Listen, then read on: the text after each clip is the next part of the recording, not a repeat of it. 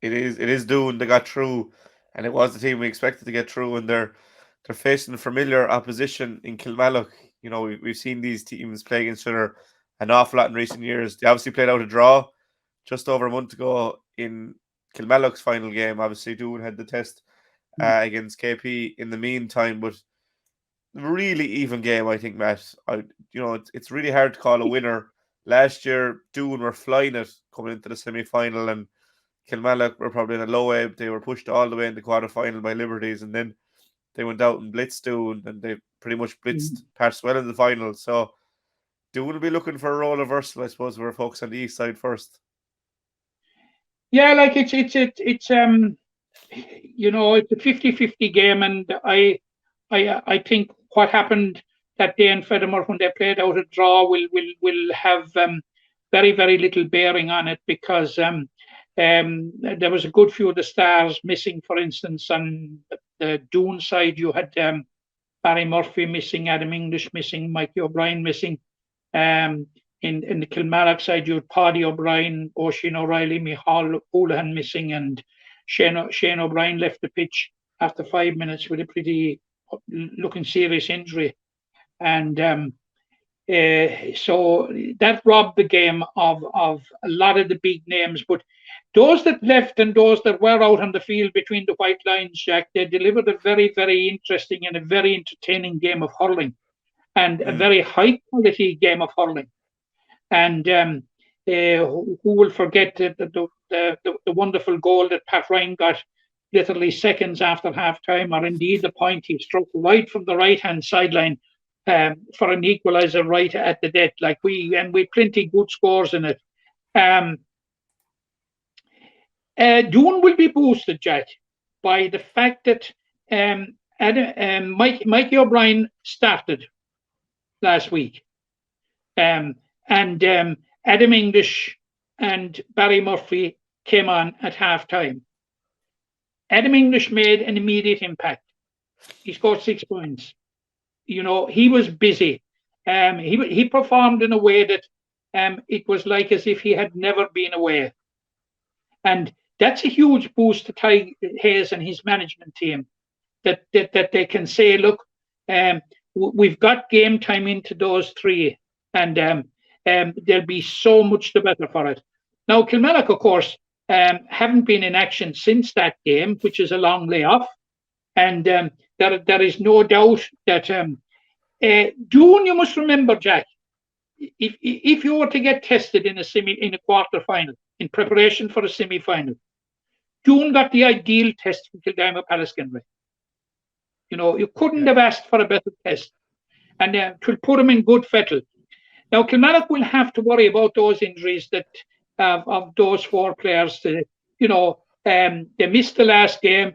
Obviously, it's fair to say that some of them will have fully recovered. Will the entire four of them have recovered?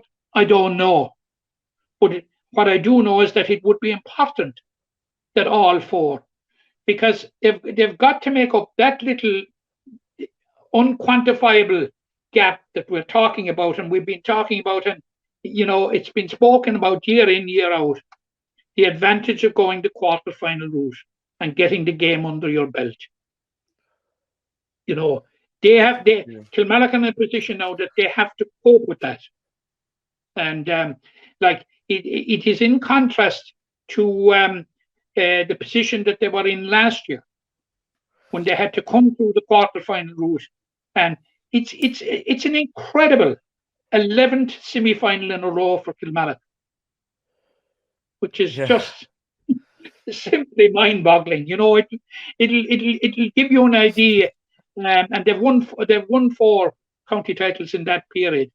It'll give you an idea of a sense of perhaps what Doon are up against.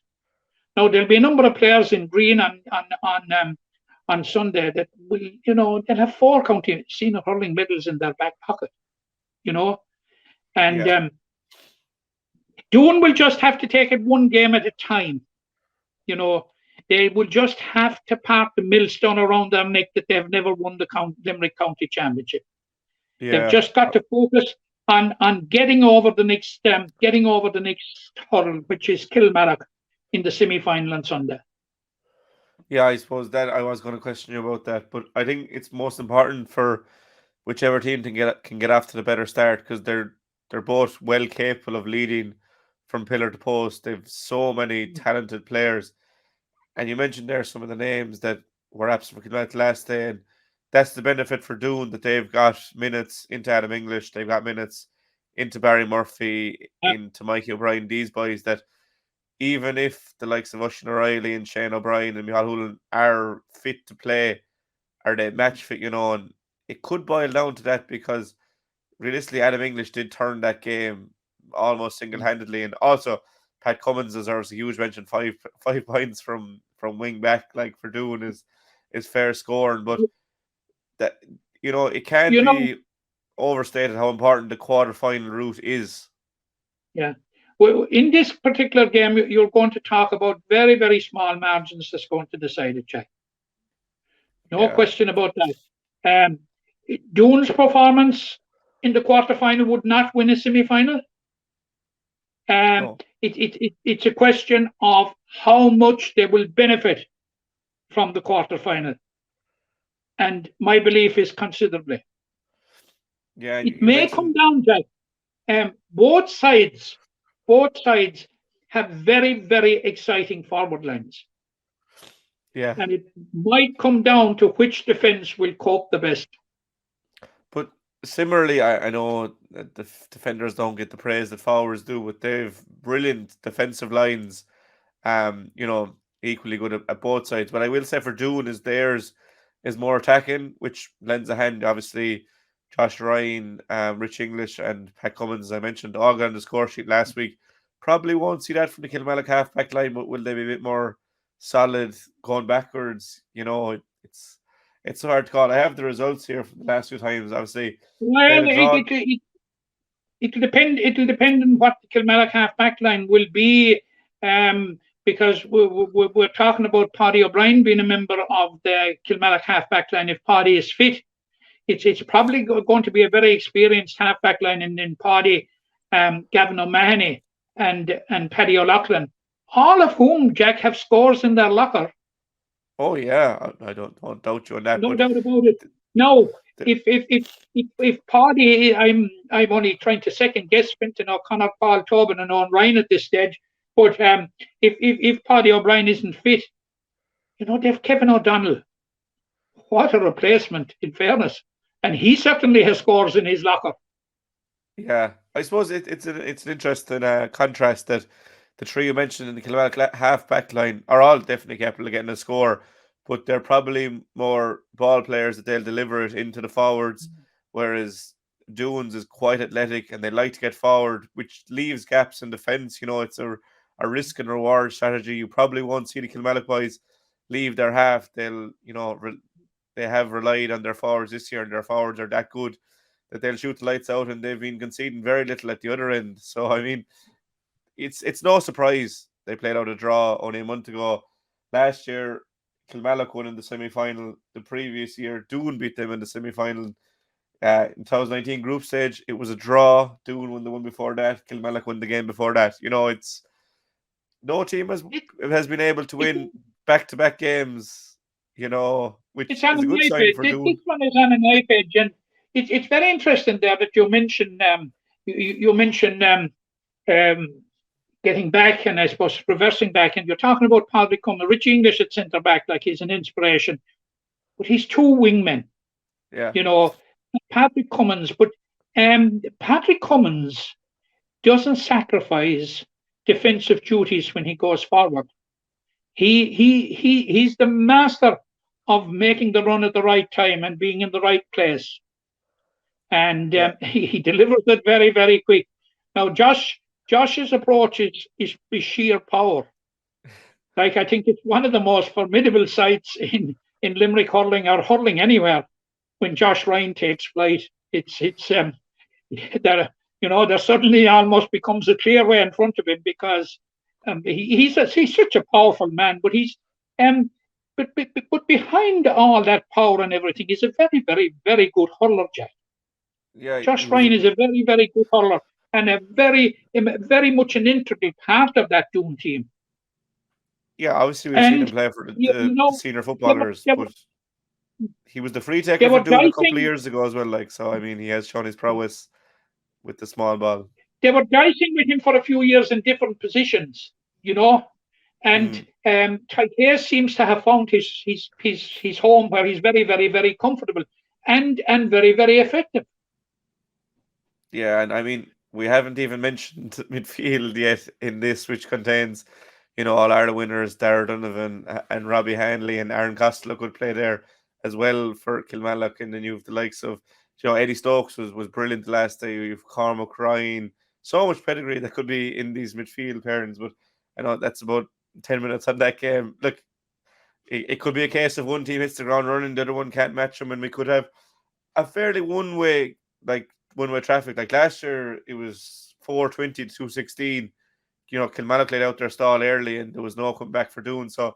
We could see that, but I'd be expecting a close game in Bruff on Sunday. But I'll get your prediction later on in the Jack, pod. in all the conversation, we haven't mentioned a certain Shane O'Brien, who is Yeah, worthy of a lot of consideration, and certainly an awful lot of consideration by the Doon defence if he's hopefully that he has recovered from that injury, and add to him Conor Hanley Clark. You know, these two guys, like they are an absolute huge asset to Kilmallock, and like Shane O'Brien is one of those guys like that. You have no qualms about paying your admission money to go in and see. He's really, really good, and you know let's hope, Jack. Let's hope that he makes it for. It would be a pity. They would be robbing. It would rob the semi final of really one of the stars what he'd be missing, because like the form that he showed for Limerick minors and Limerick under 20s and above all odds Reach, he has translated that into the same form for Kilmallock. So like these guys are the guys you want to be watching, and we have an array of county stars of county and All Ireland medal winners, most of them with 4 All Ireland medals in their back pocket. Is hard to say it. If we were trying to say that 5 years ago, I suppose if we said that 5 years ago, that in 5 years' time that there'll be a lot of fellas walking around Limerick with 4 All Ireland medals, I think you'd be arrested. But it is what it is. But Shane O'Brien is up there with the stars. oh yeah, definitely. I suppose Doon do have the option that they could put Richie back there. Could be Robin Peter to play Paul, but Mikey O'Brien has played centre back there before. He's well Yeah. capable. So I suppose if Shane starts and if they don't start it like that with Richie back there, they could always move an all star in the corner back there. But it remains to be seen how things will be manoeuvred over the weekend. But it's just a fascinating Of course, tie. a very important member for Doon is Pat Ryan, and we seem to forget it now. He wasn't as effective as usual against Kildamo Pallaskenry, but like his consistency like is pretty second to none. Like in fairness, Jack, and Yeah. he a big game from Pat Ryan will take Doon a long, long way. Yeah, like a lot of these boys, that if they do have a quiet game, they come back in style the following game, and there's loads of other names that we haven't mentioned that you could go through. Just it's a real star-studded game, and I suppose for anyone watching, you'll see why Limerick are so dominant is when you have strong clubs like this. But